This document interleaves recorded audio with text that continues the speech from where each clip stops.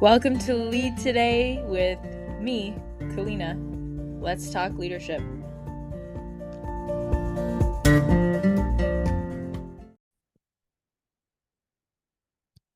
Hello and welcome back. I am actually in the studio recording Memorable in audiobook format, and that's been super fun. So just wanted to give a quick shout out to my book, Memorable: Lessons to Leave a Legacy. And if you haven't checked it out yet, please do. It is a big labor of love, recording an audiobook and having to read pages and pages absolutely precisely out loud is a real feat. So absolute acknowledgement to anyone who's ever recorded any amount of scripted text. It is a project, but I am enjoying it.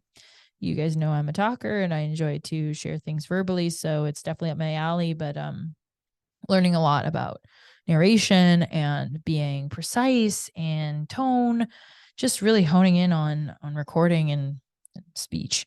So that's fun. And if you want to check out the audiobook, that'll be out in a few months. If you want more of a traditional read of a book, there's the paperback and hardcover, as well as the EPUB that's already out. So check out the link in the show notes. You can grab a copy. I would love for you to check out Memorable and do a bit of an evaluation and maybe spruce up or kind of 10x if you're looking for it, your career and your career trajectory and the legacy you're leaving behind through your work. So I hope you'll check that out. I promised you guys a travel series, and here it is. So today I want to start in the A's with Aruba. It's a place that has really captured my heart, and I'm going to do my best not to gush incessantly about the sunsets, although that's probably like the number one thing you need to know about Aruba from a natural beauty standpoint. There are many, but just the ocean and then the sunsets there, they really don't quit. And it's like pretty well every day you can expect a beautiful sunset. I've actually been astounded by how many beautiful sunsets I've seen in Texas too, but man, Aruba just takes the cake. I'm an ocean person. I love being by the sea, and you definitely have that. Aruba is just north of Venezuela, if you haven't heard of it. It's a tiny island, part of the ABC Islands, Aruba, Bonaire, and Curacao. Bonaire and Curacao are very known for the diving, so beautiful wildlife. And if you're a diver, good spot. If you're a kite surfer, Aruba's really brilliant because there's a lot of wind. You're near the equator, and it's one happy island, man. That's the slogan. You are dealing with lots of really happy people. It's not perfect. No place is perfect, but man, does it get close to paradise in my definition of sun, sand, sea. So from a logistics perspective, if you're thinking of living there, they're very tourist friendly. There are some spots to co-work and set up shop at cafes and do some work there, which I really love to do nearby the beach. And then on lunch or breaks, I'd go and play some volleyball on the beach, which I loved, or do some yoga at a yoga studio, Rachel Braithen's studio, which is actually closing, sadly, I've learned recently. But I was living there when it was just kind of finishing up and opening. And so grateful to have helped with some stand-up yoga class assisting, and they did some really nice yoga classes, and the studio was nice, and they had a cafe. And yeah, I don't know when operations of that stopped, but it was a nice addition to the island, I think. And well, there are other communities that will, I'm sure, pop up and are already in existence in other studios. So if you're looking for a studio there, I'm sure you can find one, but that's where I was practicing while I was there. And they did a great job, I think, of bringing tourists in, giving that activity. I'm not sure how strongly they integrated with the local community, but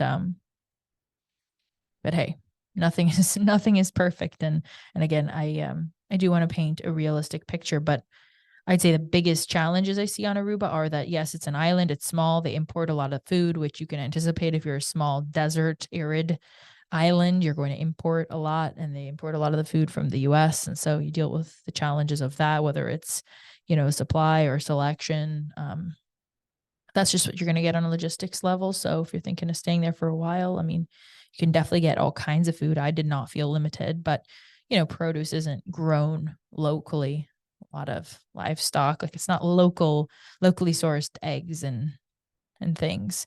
So, I mean, you can, but it's just more like big box store from and imported from the US is what you're going to get on a food basis. But you know what? A brilliant community of locals that comprise themselves of, you know, locals, true locals that grew up on Aruba. And then you've got people that are from the Netherlands, because Aruba is a Dutch colony. So that's a cool twist. And if you've got kids or are thinking of educating on the island, it is just so awesome to me that children are learning English, Spanish, Dutch, and Papiamento, the local language. So that's a huge draw, I think, to expose your kids and yourself to multiple languages is a brilliant thing. Although I love languages, so another bias of mine, but something to note. I always felt remarkably safe there. Unless you're somewhere in the dead of night, and there are areas in the south of the island where you might want to kind of watch yourself. But generally speaking, I had no issues. If you kind of employ common sense, I think traveling as a woman by myself, driving around, walking around, I really had no issues. Oranjestad up to Nord, and just even driving the whole island, like I would say on the east side. So Aruba's kind of slanted facing northwest. In direction. And so, you've got the north side of the island with Nord, and that's kind of northwest, but the northernmost tip, and then goes down to the southeast corner. And, the east side of the island is far more turbulent water, like you're really dealing with. I don't know if you can say turbulent water, but really kind of more waves, a bit harsh because it's facing out to the Caribbean Sea. And then the western part of the island, you're dealing with less waves because it's facing Venezuela, and so it's facing toward a huge continent. So you're dealing with less waves, although sometimes the beaches will have seaweed that come up on it. Obviously, if you're staying at the Ritz or the Hyatt or anywhere in Nord and those resorts, they clean up the beach of any of that debris. But even without it, I mean, there's a place, Mangalhalta, which is like stunningly blue water in between Nord and the airport. And what a beautiful spot to go swim. The water kind of comes up to your waist, and you have these roots of trees, and it's but in the water, and it's just crystal clear, like turquoise, that Caribbean kind of what you think you're going to get out of a magazine. So I can't say enough about the natural beauty. You have a huge national park that has cacti and lots of hills and very arid, but it's fascinating, right? Because you're on this rock in the middle of the ocean, of the sea. And so it's dry and it's arid and it's sunny a lot, and it's like 365 days of sun. If it rains, it's such a small island that if it rains, you've got rain for maybe 30 minutes. It could come and go, but you're not dealing with like weeks and weeks of 24 hours a day rain. It just doesn't happen from my experience. Again, there can be storms. It's not 100%, but certainly you'll get some sun every single day, which if you're in, Florida, you've got the rainy season. You still get sun, but there's more humidity. I find Aruba's just this dry heat that really resonates with me. It just goes well with my body and how I enjoy heat. So that's kind of a lay of the land in terms of logistics. I guess it's about 5 hour flight from Toronto. So New York, Toronto is 5 hours. Miami's like 2-ish. And so anywhere else, if you're coming from Europe, might have a longer go. But so it does call in a lot of East Coasters, that come in and do vacations, whether it's on Eagle Beach or Palm Beach.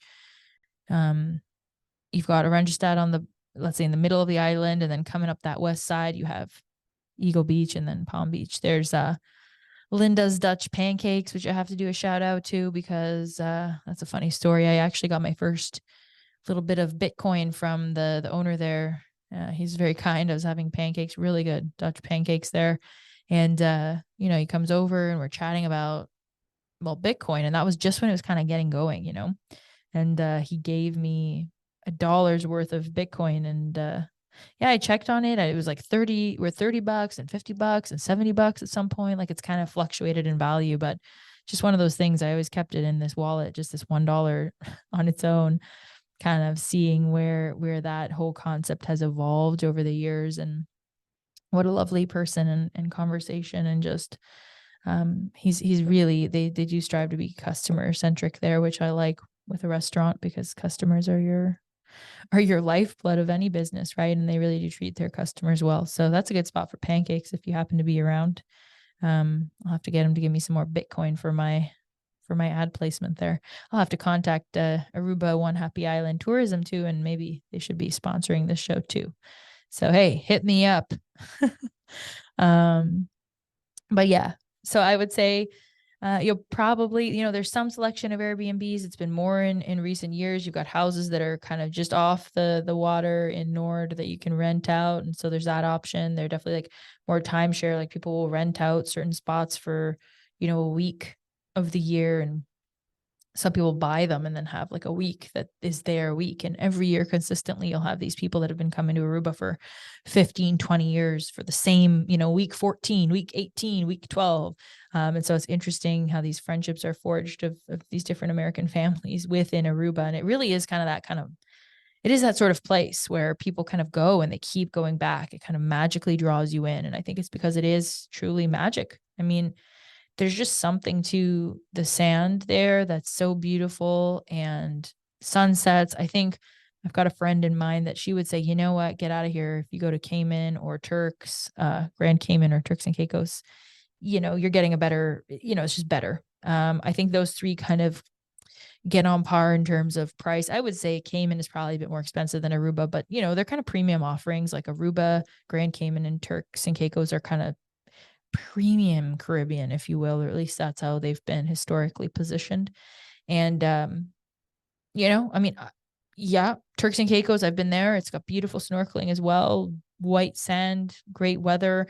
I just haven't spent as extensive amounts of time. So, this is an episode about Aruba, and I'm here to share my experience of, spending months and months and have trips. I've started going to Aruba when I was 15 and went pretty well every year from 15 to maybe 14 until, I don't know, 19, and then stayed for many months on and off in my 20s. So, I've spent a good amount of time on Aruba to the point where I feel like I can really speak on it from an educated place in terms of my experience. So that's why, Aruba. But yes, there are other destinations, and yes, you can consider those if you're making travel plans. But I think Aruba is worth putting on your list and putting on the map because of, well, if you like snorkeling, it's got that. If you like kite surfing, it has that. It has beautiful beaches. There's an island, Renaissance Island, that's just off of sort of where the airport is, and they have flamingos there. And so that's kind of a touristy draw. You have Madame Jeanette's, which is a nice restaurant that I'd add to the list there if you want to go. There are a bunch of restaurants in Nord that you can literally walk across the street of whatever resort you're staying at and go there. It's not much of an all-inclusive island. Like some spots are really known for all-inclusives. I think the only one I know of is the Riu there. So most of them are not all-inclusive. You can purchase all-inclusive options at some of them, but most people will kind of go get their hotel and then go out to eat at the different restaurants around. Highly recommend renting a Jeep or something and doing the whole island and seeing the northeast part that's a bit more rugged, and the waves, like I said, a bit more choppy and intense. And then you have the national park with lots of cacti and hills and different, bit of a different scenery from being on the water because it's very, as I said, arid and desert-like. So, you have options. There's a bird sanctuary, butterfly farm. You have different things you can go out and see. I don't know that you need a car the whole trip in Aruba. I had a car the whole trip, and really, well, the whole trip, the whole time I was there. Not every time I went there did I have a car. So obviously, before I drove, I didn't, and that's perfectly fine if you want to have like an all-inclusive type of feel, right? You just go to the hotel, you get a taxi, go to the hotel, lay out on a beach for a week. If that's your prerogative, it's also great wind down place. I did a bunch of yoga at Yoga Girl, Rachel Brathen's studio that's there. I know it's closing, so maybe not the best of recommendations anymore, but there's lots of stand-up yoga, and learning how to be on a stand-up paddle and do yoga is a balancing act in and of itself. So that's a fun activity if you haven't tried that anywhere in the world. It's a good activity. But what I think was really great there was it really plugged me into a community. And as I said in my last episode, talking about being a digital nomad, I think if you're thinking about sticking around somewhere, plugging into a local community is what makes it feel, more homey and less lonely. And there were many days on Aruba that I did feel lonely if I didn't reach out for that, but it definitely exists. And so I had my I had my friends and my group of people that I could reach out to, and it wasn't ever the same as like my childhood friends that I'd known for 10, 20 years, the people that I've known for a long time. It's not quite the same, but you can build friendships with people that are also living on the island to work and play. You run the risk of, like any tourist destination, people, coming in and out. I had my fair share of kind of crushes on people that I would meet when playing beach volleyball. I loved it. I would work and then go and play beach volleyball and then go and work some more and then go swimming every night and then watch the sunset. And that was, like everyday thing. I think my aim was to watch as many sunsets as possible. Sometimes I'd be running late and you could just stop on the side of the road, literally anywhere. And because you're never too far from the ocean. So I would just kind of make a detour and quickly stop and always watch it. And it just felt like such a beautiful way to be grateful for this life. I mean, there's just something so magical about sunset to me, which I've seen some beautiful sunsets in many different places of the world. But Aruba, I think, in terms of sunset over the ocean, for me, really captured my heart.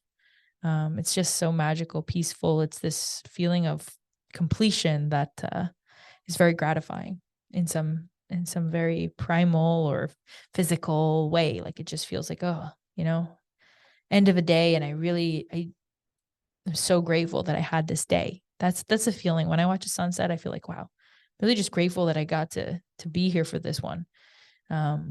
So that's a feeling that inspired in me, and hearing the waves and being either in the water or on the water, by the water, just does it for me. So again, that's my personal opinion. I'm very biased, but man, does Aruba do beach sunsets like,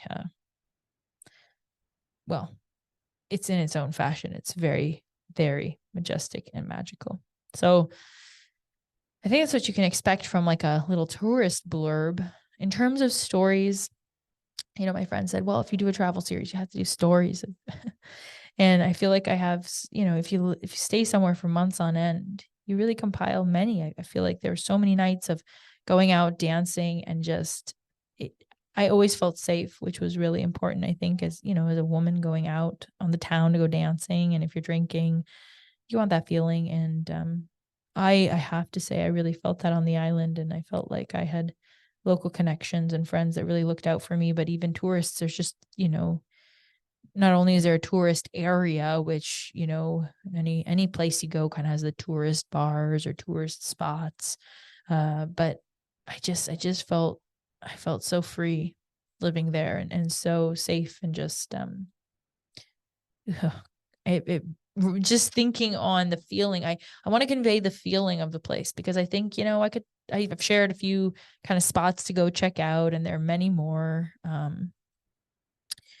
in terms of restaurants. And I'm sure you could look up a list of great restaurants there that, like I said, Madame Jeanette's, and you've got Yemanya's, which is near to Arundstad.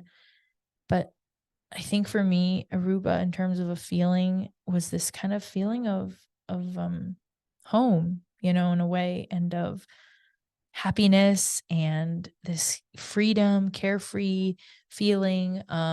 It could be the time of my life as well, so that's got to be factored in. But it was like, if I wanted to go out on a boat or a catamaran, I could find a person that I knew, or a tour if I didn't, and just kind of, you go out on your Saturday and you're on a boat, and you can go fishing, or you can just go out and be on the water, go snorkeling, be with a group of complete strangers if you want, or, get the boat for yourself. And it's one of those things growing up in Canada where, yeah, in the summers you have cottage season, and you can go on a boat with, if someone has a boat or you have a boat, you can go to the cottage. But this is just like being out on the open waters. It's this really free, liberating feeling if you like water, which I do. So one maybe counterpoint to that would be, okay, but you're on an island. It is a small island. You can drive kind of north to south in an hour and a half max, I guess, if you've got traffic on the main road. So, sometimes you've got traffic with goats on residential or smaller streets. You might have goats or some kind of animal blocking up the road. So there's that, which is kind of fun. Again, growing up in Canada, you don't see too much of that. So it's a different pace of life. It's slower. Lots of people are on vacation. People that aren't, a lot of people work in hospitality. They're so friendly. I remember one of my first trips to Aruba, again, like 15, and uh, you know, there's Ruby and Jimmy and Eric from Occidental, and that's a weird state, and they're just like lifelong friends. I cried to leave that island. And then luckily our flight was delayed and we got to go back to the hotel for some reason. I just remember feeling like, yes, I do not want to leave this place. And that was very rare for me. That was very, very rare for me to feel attached to somewhere. There are very few places on earth. Man, it's like tearing me up. um, there are very few places that I feel attached to because, you know,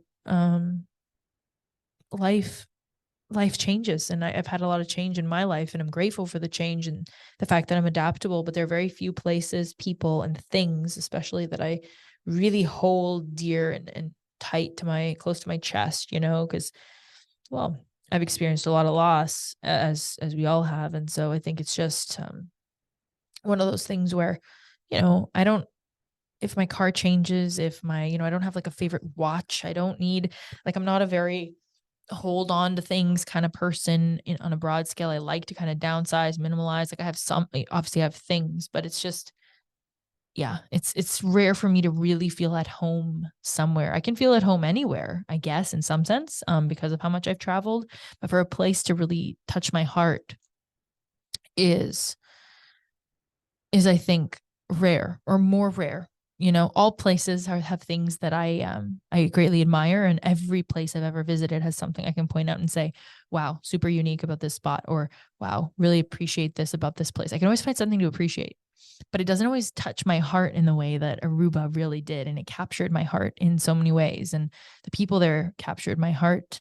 The place, the natural beauty of the island absolutely captured me, and I'm so grateful to have had the opportunity to stay there, and have had the opportunity to stay with a family friend, and have that living option from a living situation option, but also just feel fully embraced by the local community. And I made some really great friends. So yeah, that trip when I was 15. So the plane gets delayed, and I'm at the resort, and we get to go back, and I'm just like so over the moon, and I hugged all the staff and just felt like, yes, I get to stay, and had the rest of the afternoon on the beach. But I just sat with them, and I felt so accepted and loved there, and I loved the beach volleyball. Man, do I enjoy beach volleyball. Haven't been able to play it much after my car accident because, well, after a traumatic brain injury, you don't want to get hit in the head with a volleyball.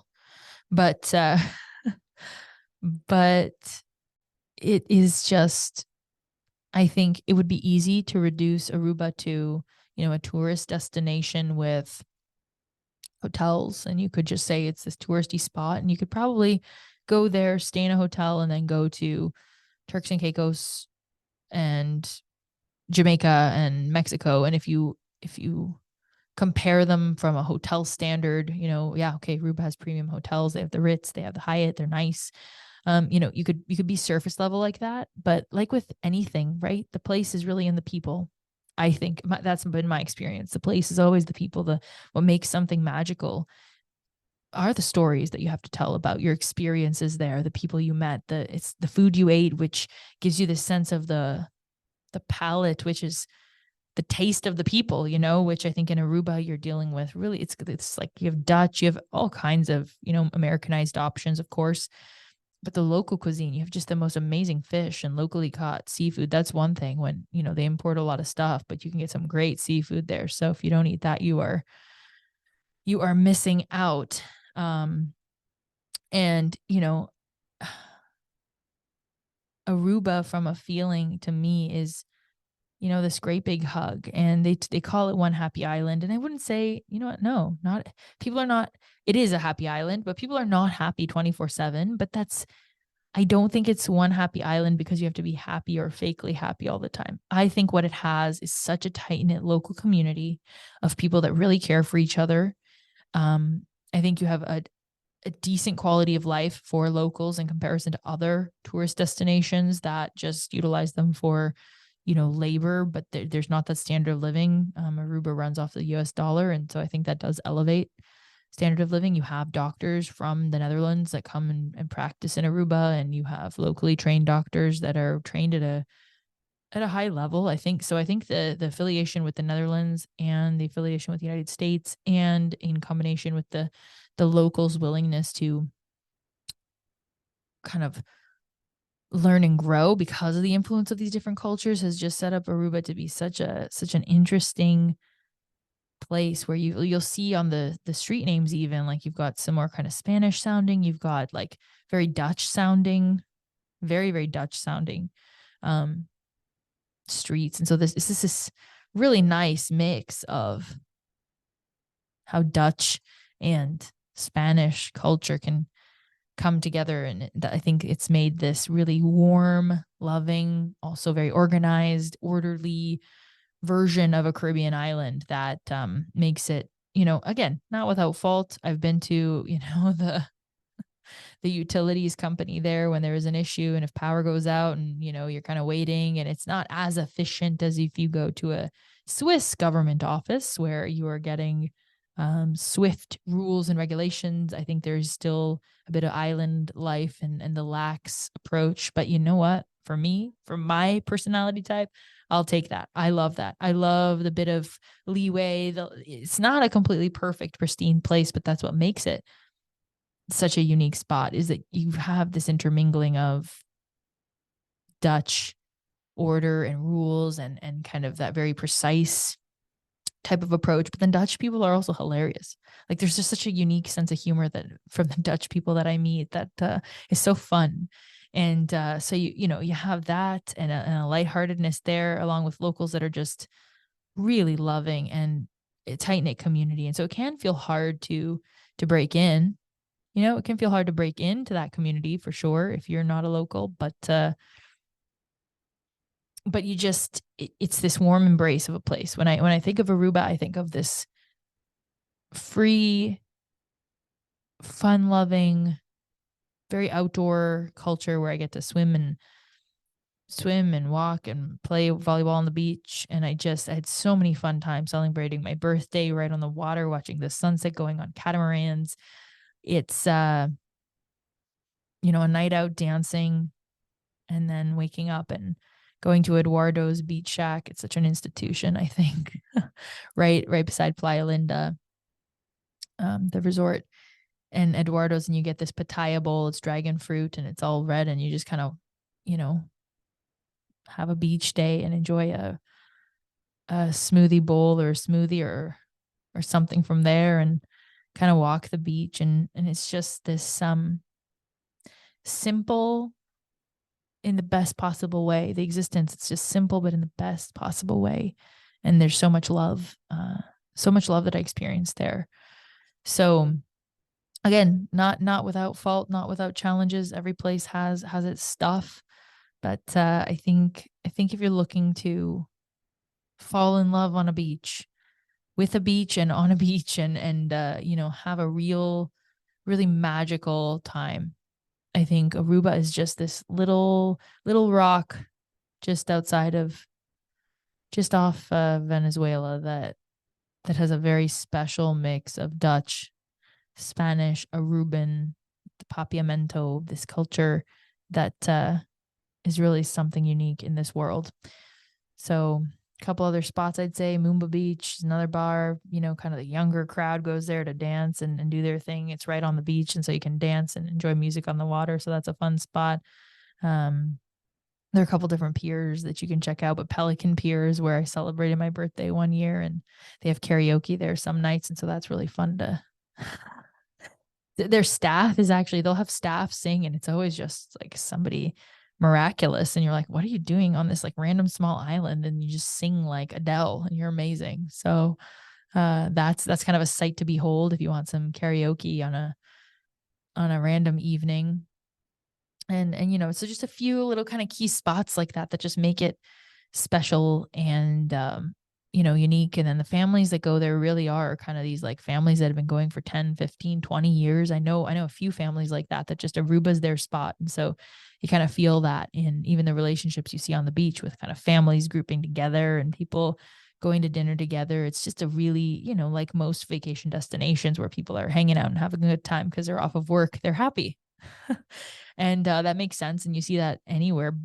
But again, to have the tenure of a spot that families travel regularly once a year or twice a year from New York to go and fly 5 hours to be there, and that's really their family spot, and to see weddings and really kids grow up going to Aruba year over year over year, is something that I don't know that you get in other spots. A little bit less so, right? People will go 1 year to Mexico, 1 year to Dominican, 1 year to Jamaica, 1 year here. Like they'll keep trying different spots. But Aruba has this draw, this magnetic pull, this thing that you just feel like you're on this magical beach somehow. And it's the same elements, like there are hotels, there are cute little restaurants and shops, and you would think it's the same deal as everywhere else. But somehow the people that are drawn to Aruba and spend time on Aruba, there's this magical piece that, again, it's this loving freedom. It feels just completely, you look out into the expanse of the water and it feels like anything could be yours and everything is possible. And again, sunshine pretty much every day is a big draw for me. So magical place that, lots of families have these big long histories there, whether they live there and are locals. And then of course they have this longstanding history, or they're tourist families that have kind of made it their second home or their destination and they really love it. And just thinking back, I'd love to go back. It's been a while. So, it's my love letter to Aruba. And I think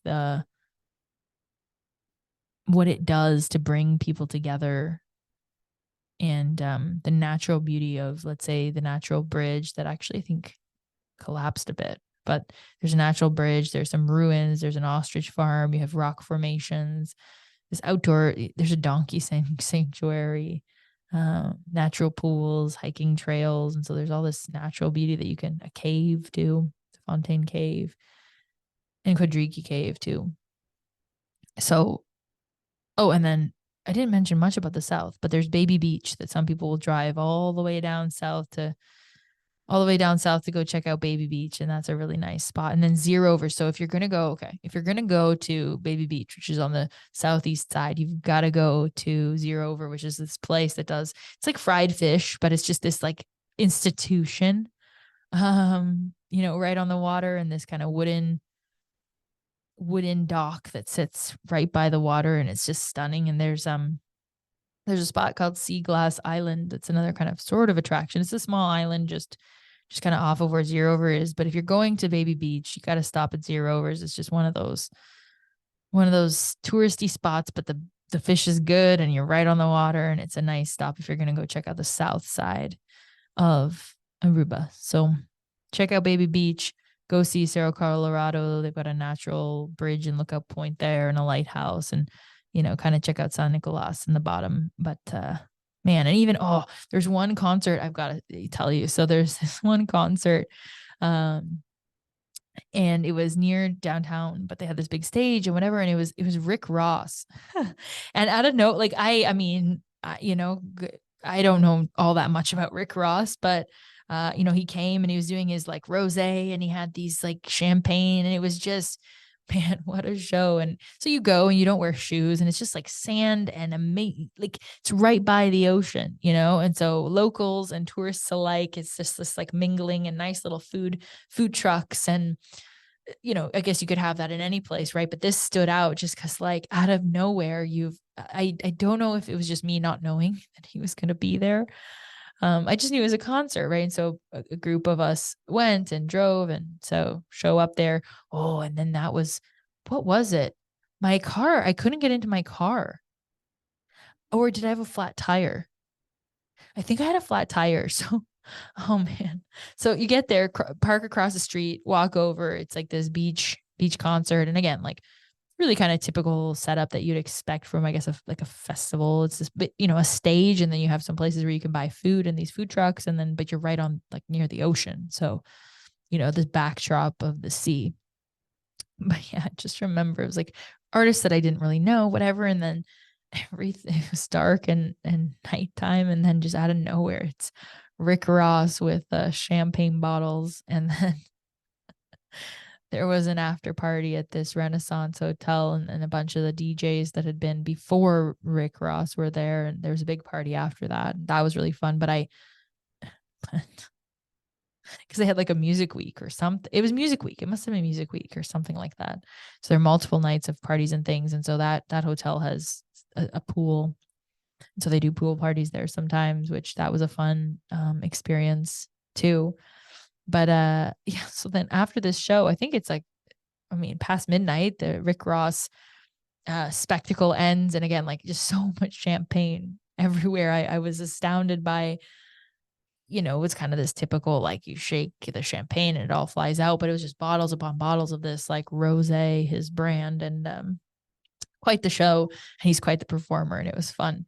It was really fun, unexpectedly fun experience, because I just didn't anticipate him being there. And then go to my car, and it's I couldn't, either it was locked. No, I'm telling you, it must have been, I'm pretty sure I had a flat tire. And so had to kind of wait for someone to show up there. And I don't even know, did I taxi home? Man, I totally forgot about this before. I haven't really thought about this in a long time, but now that I came up with this Rick Ross. Yeah, so I got stuck there somehow and was like the only person with my friend in this parking lot, and the car would not work. I think inevitably it did. Maybe it wasn't a flat. Either somebody came to fix it, or the car wouldn't turn on and they came and helped me with that. But somebody came to help, and then I think it was all good. And that was, but it was like the middle of the night, and I was stuck in this parking lot after Rick Ross. Oh, yeah. So of course, you remember all memories of the past fondly because they crystallize, and you kind of get this rose colored glasses idea. I'm sure in the moment I was pretty frustrated by that. Um, but endless yoga on the water, smoothie bowls and smoothies, you know, beautiful, beautiful sunsets, and a random Rick Ross concert if you're ever feeling bored. So oh, Aruba. Again, I think this is my love letter to the place that I've never really fully said any of this out loud. So really glad to share with you both some logistics as well as my experience on the island. I hope I've done it justice. I'll let you know when my Aruban sponsorship comes through, because they love this episode so much. If you know anyone working at Aruba Happy Island, you send this along. um, and yeah, I just want to thank you so much for listening. I think the next episode we'll do Australia, since that's the next A country on the list. Hopefully, I'm not missing anything, but I think Aruba, Australia.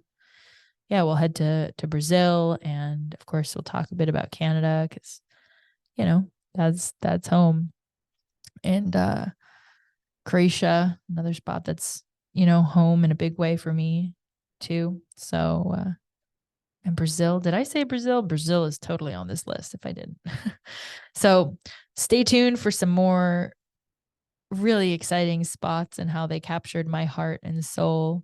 And I really hope you enjoyed this one. And if you did, I would really appreciate if you subscribed, rated the show, wrote a comment, got in touch with me, sponsor an episode where you can donate a cup of coffee, $5, and really help me to continue to produce this show at the quality that it's at with this lovely microphone and setup so that it sounds good. So please do consider supporting the show in whatever way you see fit. It does make a difference. Every time we get a new review, it gets me very excited. And anytime someone reaches out or lets me know their thoughts on the show, sometimes I'll just get emails or messages. Hey, this episode really resonated with me. Loved it. That means a lot to me. So please do reach out and engage. It's why I do this show, is to engage with you. So thank you so much for your time and attention listening today. And I'll see you next time on the episode about Australia. Thanks so much for taking the time to listen to this episode today.